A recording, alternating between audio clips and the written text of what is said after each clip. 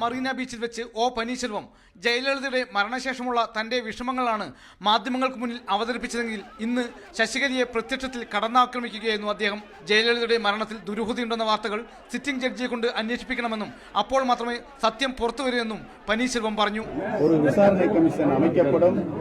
உச்சநீதிமன்றத்துடைய இப்போது தற்போது பொறுப்பில் இருக்கின்ற உச்சநீதிமன்ற நீதிபதி அவர்கள் அந்த விசாரணை கமிஷனுக்கு பொறுப்பேற்று விசாரணை செய்து முடிவுகளை நாட்டு மக்களுக்கு அளிப்பார்கள் என்று தெரியும். ജയലളിത ചികിത്സയിൽ കഴിഞ്ഞ ദിവസങ്ങളിൽ ഒരിക്കൽ പോലും അവരെ കാണാൻ കഴിഞ്ഞില്ലെന്ന വെളിപ്പെടുത്തലും അദ്ദേഹം ഇന്ന് നടത്തുകയുണ്ടായി. തനിക്ക് മുന്നിൽ BJP ആണെന്ന വാർത്തകൾ നിഷേധിച്ച അദ്ദേഹം ആവശ്യം വന്നാൽ രാജി പിൻവലിച്ച് സഭയിൽ ശക്തി തെളിയിക്കുമെന്നും ആത്മവിശ്വാസം പ്രകടിപ്പിച്ചു. ഒ പനീർശെൽവത്തിന് പിന്തുണയുമായി 3 MLA മാരും രാജ്യസഭാംഗം വി മൈത്രേയനും രംഗത്തെത്തി.